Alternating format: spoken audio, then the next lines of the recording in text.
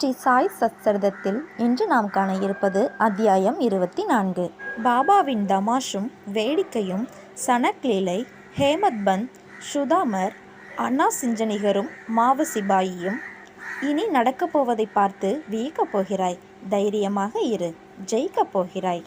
சத்குருவின் பாதங்களில் நம் அகங்காரத்தை சமர்ப்பித்தாலன்றி நமது வேலையில் வெற்றி பெற மாட்டோம். அகங்காரத்தை ஒழித்தால் நமது வெற்றி உறுதியளிக்கப்படுகிறது.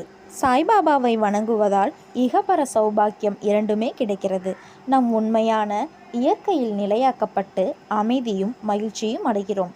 எனவே எவர் ஒருவர் அவரது சுபிட்சத்தை பெற விரும்புகிறாரோ அவர் சாய்பாபாவின் லீலைகளையும் கதைகளையும் பக்தியுடன் கேட்க வேண்டும்.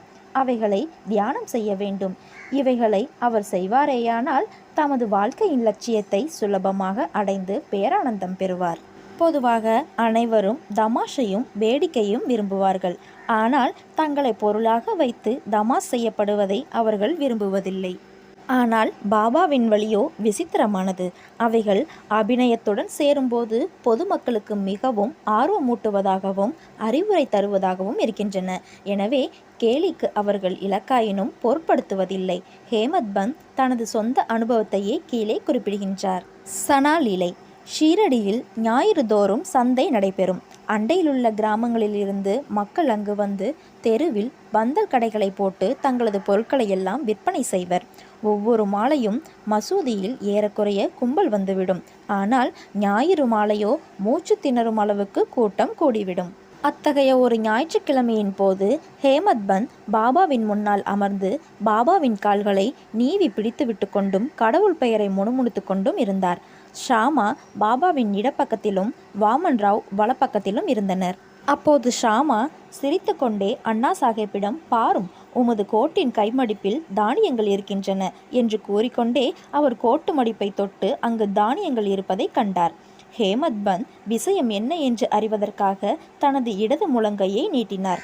அப்போது அனைவரின் ஆச்சரியத்திற்கு ஏற்ப சில பருப்பு மணிகள் கீழே உருண்டோடி சுற்றி உட்கார்ந்திருந்தவர்களால் பொறுக்கி எடுக்கப்பட்டன. இந்நிகழ்ச்சியே தமக்கான விஷயமாக ஆனது. அங்கிருந்த அனைவரும் எங்கெனம் தானியம் கோட்டு மடிப்புக்குள் சென்று அவ்வளவு நேரமும் அங்கேயே இருந்தன என்று வியந்தனர். ஹேமத் பந்துக்கும் அவைகள் எப்படி நுழைந்து அவ்வளவு நேரமும் அங்கேயே இருந்தன என்று யூகிக்க இயலவில்லை. ஒருவரும் இவ்விஷயத்தில் திருப்தியான பதிலை அளிக்க இயலாத இவ்வினோதத்தை பற்றி அதிசயித்து கொண்டிருக்கையில் பாபா கூறினார், இந்த ஆளுக்கு தனியாக தின்னும் பழக்கம் இருக்கிறது. இன்றைக்கு சந்தை நாளாகையால் பருப்பு மணிகளை அசை போட்டு கொண்டே வந்தார். அவர் பழக்கம் எனக்கு தெரியும். அதற்கு இதுவே சாட்சி. இவ்விஷயத்தில் வேறென்ன ஆச்சரியம் இருக்கிறது என்றார் பாபா. உடனே ஹேமத் பந்த் கூறினார், பாபா பொருட்களை தனியாக தின்பதை நானே அறிவேன். பின்னர் என் மீது இக்கெட்ட வழக்கத்தை ஏன் சுமத்துகிறீர்கள்? ஷீரடி சந்தையையே நான் இன்னும் பார்த்தது இல்லை. இன்றைக்கு சந்தைக்கு நான் போகவே இல்லை. பின்னர் எங்கெனம் நான் பருப்பு மணிகள் வாங்கியிருக்க முடியும்? அவைகளை வாங்காத போது எப்படி நான் உண்ண முடியும்? எனது அருகில் உள்ளவர்களுக்கு பகிர்ந்து கொடுக்காமல் நான் ஒருபோதும் எதையும் சாப்பிடுவதில்லையே என்றார். உடனே பாபா, அருகில் இருப்பவர்களுக்கு நீர் கொடுப்பது உண்மைதான். ஆனால் ஒருவரும் அருகில் இல்லை என்றால் நீரோ நானோ என்ன செய்ய முடியும்? ஆனால் நீங்கள் உண்ணும் முன் என்னை நினைவில் கொள்கிறீரா?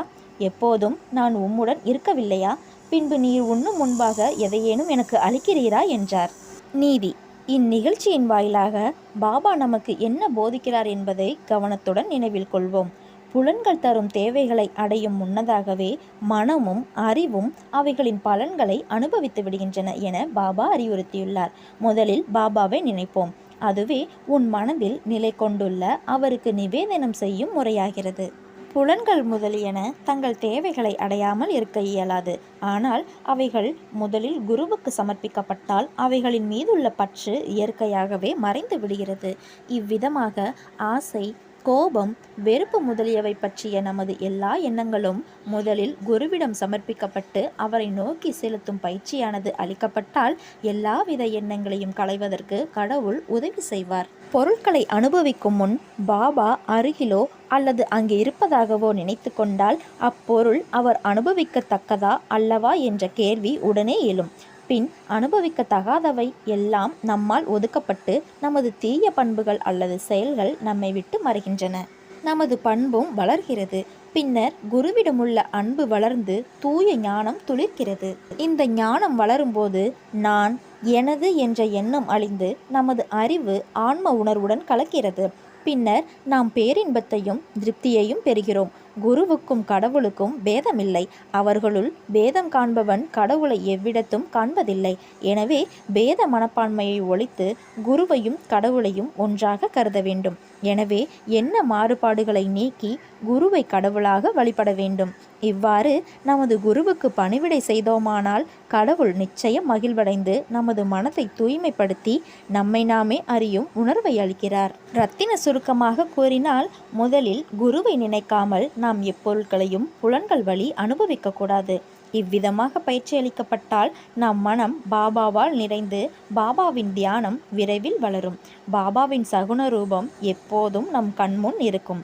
பிறகு பக்தி, பற்றின்மை, முக்தி யாவும் நம்முடையதே ஆகும். கிருஷ்ணரும் அவரது அண்ணனான பலராமரும் சுதாமர் என்ற தோழருடன் அவர்களது குரு சாந்திபனி முனிவரின் ஆசிரமத்தில் வசித்து வந்தனர். ஒருமுறை கிருஷ்ணரும் பலராமரும் காட்டிற்கு விறகு கொண்டு வருவதற்காக அனுப்பப்பட்டனர். பின்னர் சாந்திபனியின் மனைவி அதேபோல் சுதாமரையும் மூவருக்குமான கடலை பருப்புகளுடன் காட்டுக்கு அனுப்பினாள். கிருஷ்ணர் சுதாமரை காட்டிடையே கண்டபோது அவரிடம், தாதா, நான் தாகமாய் இருப்பதால் எனக்கு தண்ணீர் வேண்டும் என்றார். அதற்கு சுதாமர், வெறும் வயிற்றுடன் தண்ணீர் குடிக்கக்கூடாது, சிறிது நேரம் இளைப்பாறுவது நல்லது என்றார். அவர் தன்னிடம் கடலை இருப்பதாகவோ அதை சிறிது அவர் எடுத்துக்கொள்ளலாம் என்றோ கூறவில்லை. கிருஷ்ணர் களைப்பாய் இருந்தமையால் சுதாமரின் மடியில் தலை வைத்து படுத்து குரட்டை விட்டார். இதை கண்டு சுதாமர் தன்னிடம் இருந்த கடலையை எடுத்து உண்ணத் தொடங்கினார். கிருஷ்ணர் திடீரென கேட்டார், தாதா, என்ன சாப்பிடுகிறாய்? சப்தம் எங்கிருந்து வருகிறது என்றார். அதற்கு சுதாமர், சாப்பிடுவதற்கு என்ன இருக்கிறது? நான் குளிரால் நடுங்கிக் கொண்டு இருக்கிறேன். எனது பற்கள் தாளம் அடித்து கொண்டிருக்கின்றன. விஷ்ணு சகஸ்ரநாமத்தை கூட என்னால் திருத்தமாக பாராயணம் செய்ய முடியவில்லை என்றார். இதை கேட்ட சர்வ வியாபியான கிருஷ்ணர், மற்றவர்களது பொருட்களை உண்ணும் ஒரு மனிதனை கனவில் கண்டேன். அதை பற்றி கேட்டபோது தின்பதற்கு ஒன்றுமில்லை என்ற பொருளில், என்ன மன்னா தின்பதற்கு உள்ளது என கேட்டான். அதற்கு மற்றொருவன், அது அங்கனமே இருக்கட்டும் என்றான். தாதா, இது ஒரு கனவுதான். நீ எதையும் எனக்கில்லாமல் உண்ண மாட்டாய் என்று எனக்கு தெரியும். ஆயினும் கனவில் கண்ட ஞாபகத்தில் நீ என்ன உண்கிறாய் என்று நான் கேட்டேன் என்றார். சர்வ வியாபியான கிருஷ்ணரை பற்றியும் அவர் தம் லீலையை பற்றியும் சுதாமர் எல்லளவேனும் அறிந்திருப்பாயின் அவர் அவ்வாறு நடந்து கொண்டிருக்க மாட்டார். எனவே தன் செய்கைக்காக அவர் வருந்த வேண்டியதாயிற்று.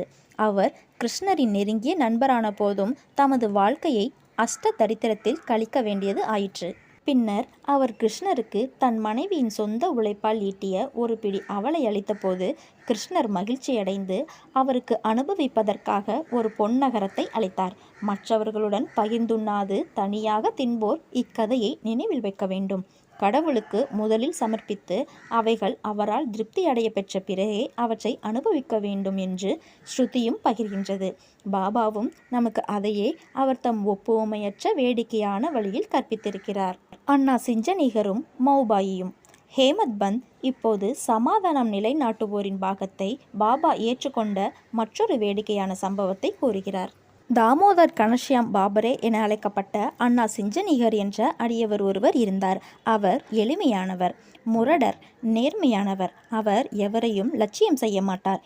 எப்போதும் கரவின்றி பேசி எல்லாவற்றையும் கைமேல் காசிலேயே நடத்தினார். வெளிப்படையாக கடுமையாகவும் வசப்படாதவராயும் இருந்தபோதும் அவர் நற்பண்பு உடையவராயும் கள்ளமின்றியும் இருந்தார். எனவே சாய்பாபா அவரை நேசித்தார். ஒரு நாள் ஒவ்வொருவரும் ஒரு வழியில் சேவை செய்வதைப் போன்று அண்ணாவும் தலை குனிந்து நின்று கொண்டு கைப்பிடியில் இருந்து இடது கைக்கு பிடித்து நீவி கொண்டிருந்தார். அம்மா என்று பாபாவாலும் மௌபாயி என்று பிறராலும் அழைக்கப்பட்ட கிள விதவையான வேணுபாயி கௌஜல்கி வலது புறத்தில் அவளுக்கே உரிய விதத்தில் சேவை செய்தாள். மௌபாயி தூய உள்ளத்துடன் கூடிய முதியவள். அவள் தன் இரு கைவிரல்களையும் கோர்த்து கொண்டு பாபாவின் அடிவயிற்றைச் சுற்றி அழுத்தமாக பதித்து பிசைந்தாள்.